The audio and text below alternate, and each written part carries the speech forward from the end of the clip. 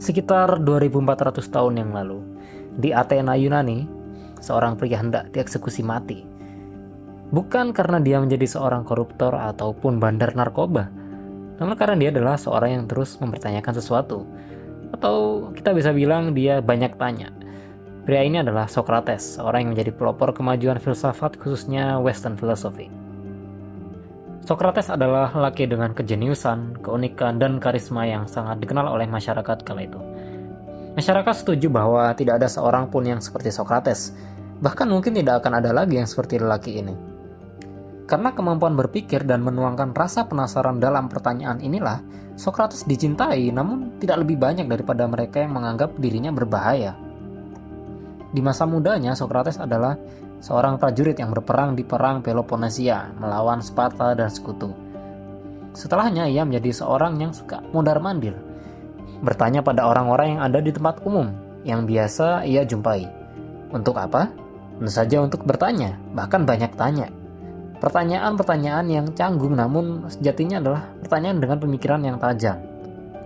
Salah satu keunikan ini adalah pada perbincangannya dengan Euthydemus.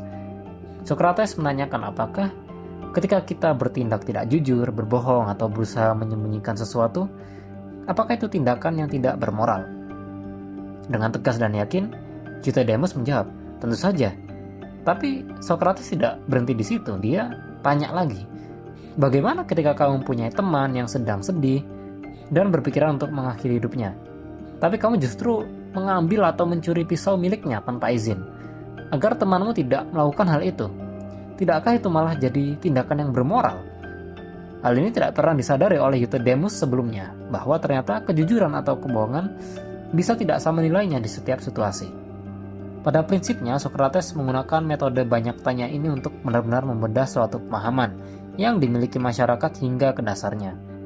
Hal ini berguna untuk memeriksa bagaimana sebuah pemahaman itu dibangun, atas dasar penalaran yang seperti apa suatu pemahaman itu dibentuk. Sama seperti Euthydemus, para korban Socrates akhirnya memahami bahwa betapa sedikitnya yang diketahui tentang apa yang selama ini dipercaya sebagai satu nilai-nilai yang absolut.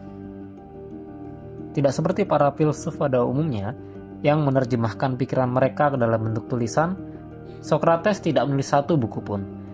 Menurutnya berbicara dan bertanya itu lebih baik. Adanya kawan bicara yang merespon inilah yang dimaksud Socrates. Dalam berdialog, kita tentunya harus memahami kondisi dan situasi kawan bicara kita.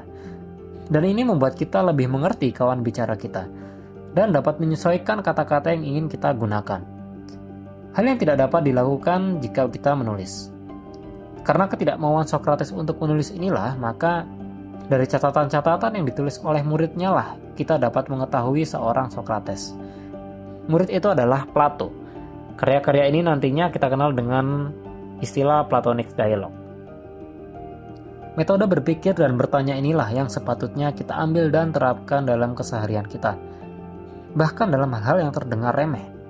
Dengan mengakui bahwa kita tidak mengetahui apapun, kita akan menjadi orang yang lebih tenang dan bijak dalam menghadapi sesuatu. Dengan cara ini pula, kita akan dapat menggali sesuatu dan memahami betul-betul apa maksudnya, walaupun terkadang kita tidak menemukan jawabannya secara pasti dan absolut.